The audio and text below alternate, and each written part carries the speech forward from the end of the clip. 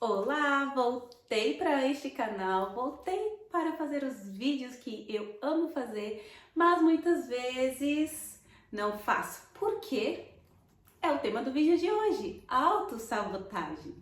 Muito prazer, meu nome é Letícia Junqueira, este é um canal que ainda está se formando, então não tem muitas definições, vamos ver no que ele vai se tornar. E eu separei o tema da autossabotagem ou da fraude, fraudar a si mesmo, justamente porque é algo que eu observo que eu faço muito na minha vida. E eu quero acreditar que eu não estou sozinha e quero que a gente possa trocar experiências sobre o que a gente faz quando percebe que está se auto-sabotando demais, que poderia estar colhendo frutos ou vivendo coisas, enfim, que ainda não estamos. E quando a gente para pensar por que eu ainda não estou vivendo isso, é porque eu mesma não estou deixando, eu mesma estou impedindo. Então, eu trouxe alguns exemplos, claro, da minha vida, até para que você possa observar na sua própria vida como isso tem acontecido. E também trouxe algumas reflexões do porquê que nós nos auto-sabotamos, de acordo com aquilo que eu tenho lido até aqui, que eu tenho aprendido até aqui. Então, vamos lá isso. Eu separei algumas situações que eu reparei na minha semana, nos meus últimos dias, digamos assim, pelo menos nesse mês que está chegando ao fim, que é o mês de janeiro de 2026. E eu percebi que em cada uma dessas situações, de uma forma ou de outra, eu estava me auto-sabotando, ou eu tinha me auto-sabotado. Então, vamos ao primeiro exemplo. Eu fui a uma exposição de arte de um queridíssimo professor meu, que é o professor Pires Laranjeira, que é o professor que mudou a minha relação com as literaturas africanas de língua portuguesa. É um professor aposentado da Faculdade de Letras da Universidade de Coimbra, aqui em Portugal.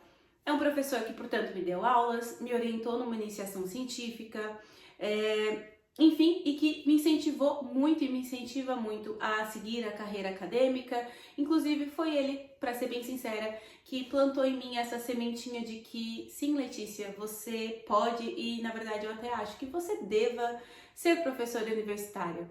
Eu não tinha essa pretensão quando eu o conheci. Enfim, e ele me convidou para fazer parte desse livro. É uma compilação de vários ensaios de diferentes pesquisadores e pesquisadoras de várias partes do mundo. Tem aqui pessoas da China, pessoas do Brasil, de Portugal, enfim. E eu simplesmente na altura respondi para ele, quando ele veio me cobrar o texto, né, dizer, pronto, me manda qualquer texto, porque é um livro bastante amplo sobre literaturas, né, de língua portuguesa. Então, Letícia, qualquer texto que você já tenha escrito sobre esse tema. E, gente, é assim, eu sou formada como professora de língua portuguesa, eu já fiz iniciação científica, eu já fiz o meu trabalho de conclusão de curso, eu já escrevi alguns ensaios e artigos, enfim, ao longo da graduação, ao longo agora do doutorado, e o fato é que eu tenho textos sobre literatura de língua portuguesa. Mas, o que eu respondi para ele? Professora, eu não tenho nada decente para enviar para o senhor nesse momento. Muito obrigada pelo seu convite, mas eu não vou participar. Autossabotagem. Vou aprender a fazer boas edições. Gente, quando eu cheguei na apresentação, não era só do livro, mas era uma exposição de arte, dos desenhos, né, das fotografias, enfim, das artes que ele produz também.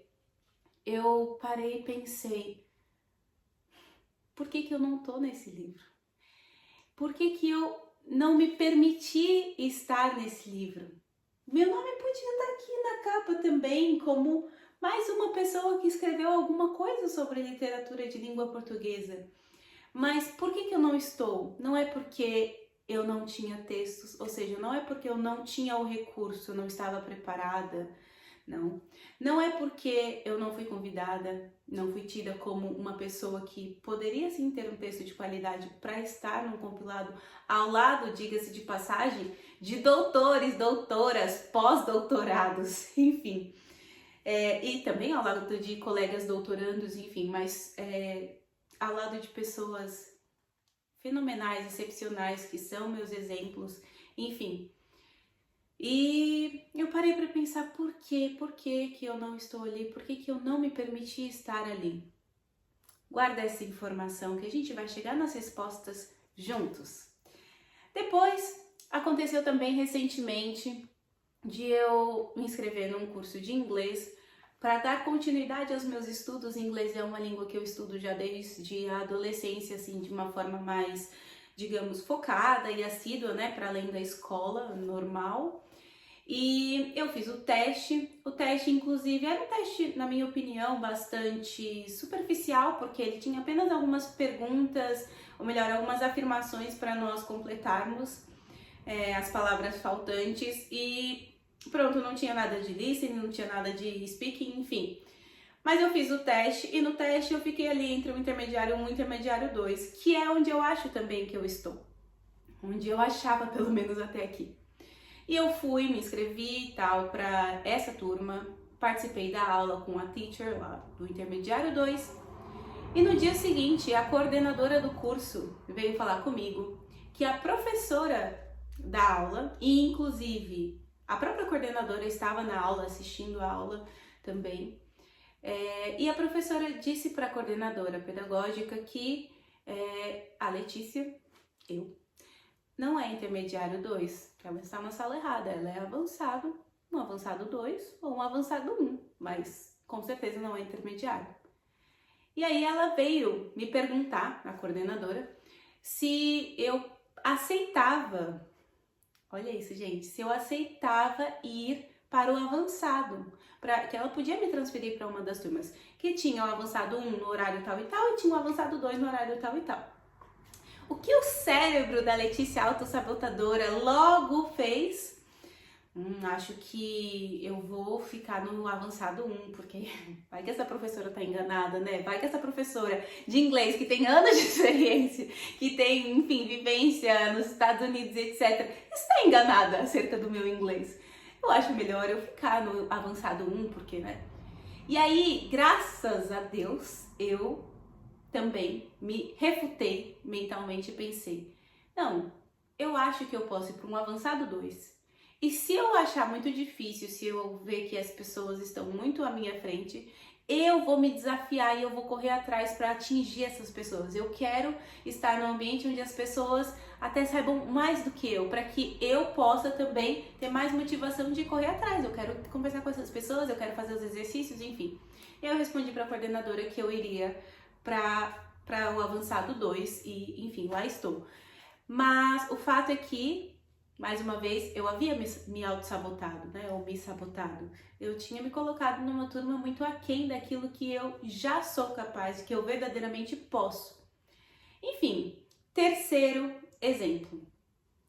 Eu separei um exemplo especialmente para nós mulheres, porque eu, enquanto uma pessoa que estive num relacionamento, ou estou, enfim, num relacionamento já há algum tempo, eu basicamente parei de observar e de me importar se eu estava sendo vista por outras pessoas, se eu chamava atenção ou não chamava atenção, enfim. Eu parei de me importar com isso.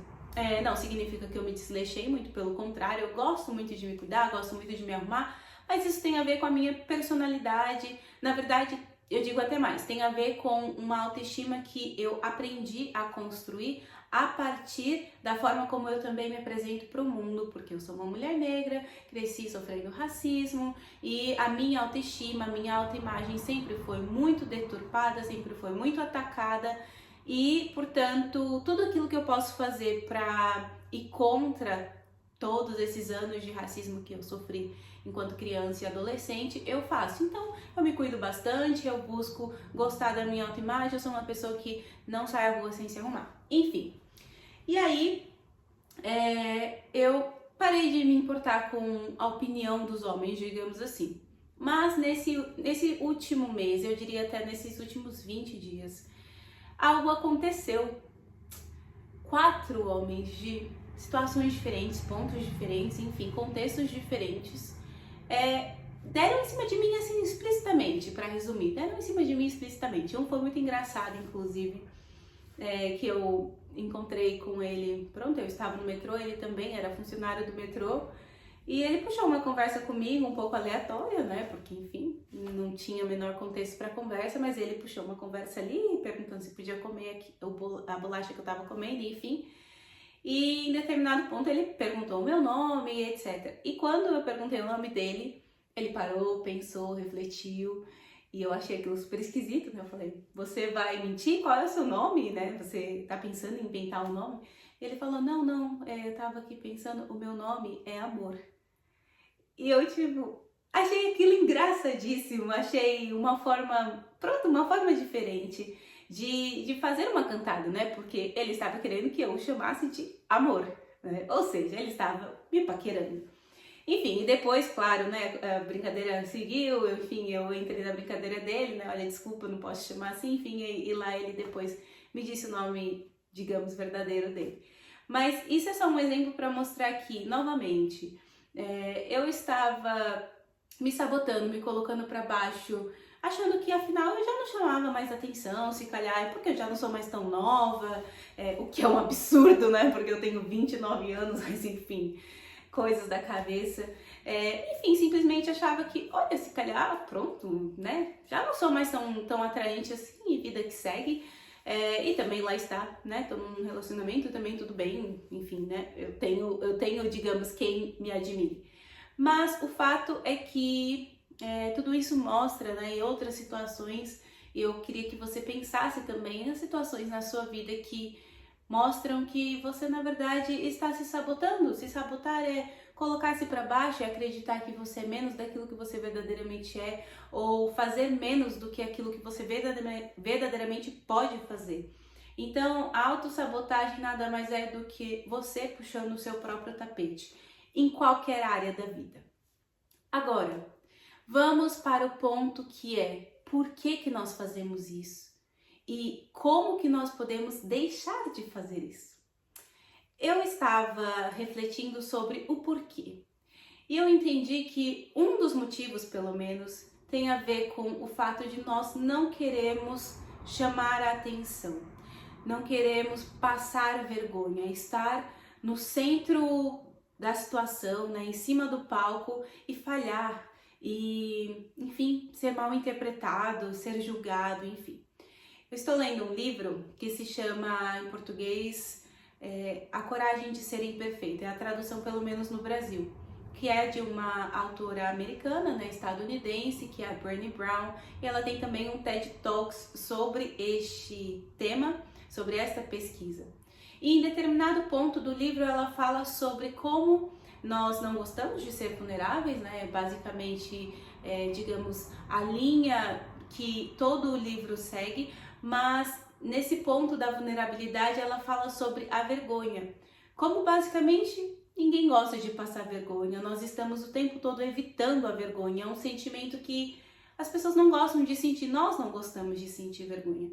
Então, pensem comigo, no caso do livro, por que eu não quis estar aqui? Porque eu tive vergonha dos meus textos. Eu tive vergonha daquilo que eu já escrevi. Não, isso não tá bom o suficiente. Eu não quero ser julgada, eu não quero que outras pessoas leiam, os doutores, os professores, outros pesquisadores e vejam, nossa, as asneiras que essa menina escreveu. Meu Deus, ela não tem embasamento teórico, não tem isso, não tem aquilo, enfim.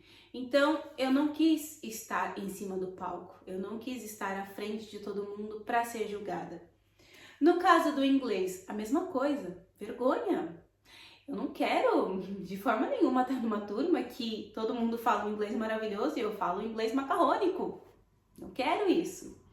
No caso dos homens, também vergonha, né? Eu não quero chamar atenção. Eu posso tropeçar, eu posso ser desengonçada, minha maquiagem pode estar borrada. Hoje mesmo eu cheguei do trabalho, quando eu fui olhar no espelho, meu batom tava aqui no queixo. Eu falei, pronto, não sei se isso foi durante todo o trabalho, se foi só agora no final. Não sei, eu sei que eu cheguei com batom no queixo.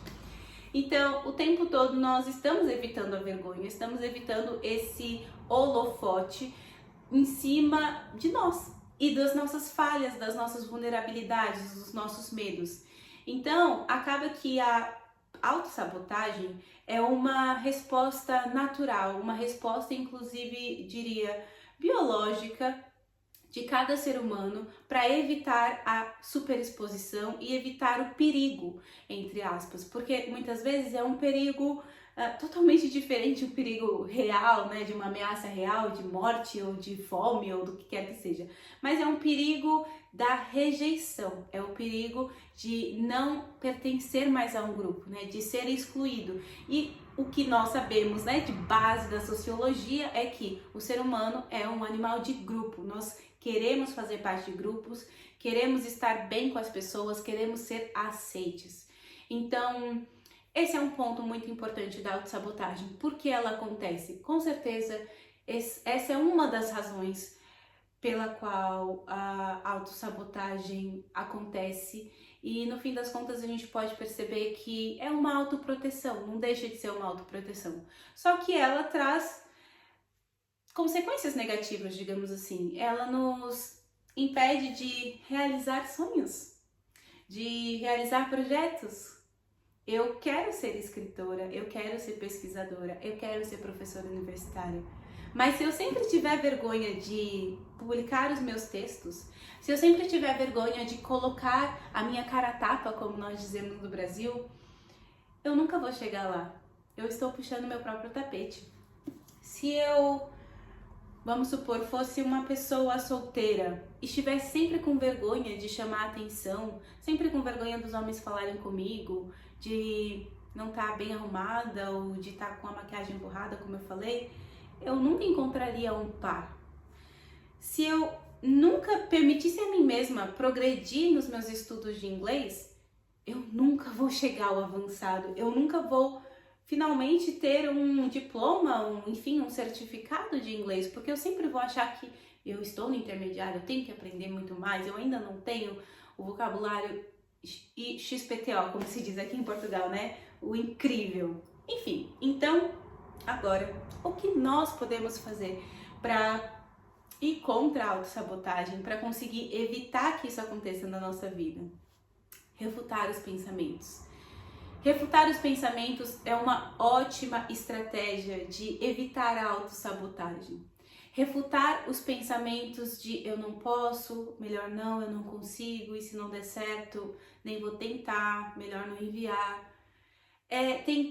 Tentar dar para o outro também a chance de te dizer se ficou bom ou se ficou ruim, se olha, Letícia, gostei do seu texto, vou publicar. Ou, Letícia, você não tem um texto melhor? Ou então, Letícia, você consegue melhorar essa parte do seu texto? Porque o professor, aliás, os professores que estavam responsáveis pela organização do livro, estavam dispostos a fazer um feedback do texto, a dizer se estava adequado ou não no nível dos outros textos que eles estavam recebendo.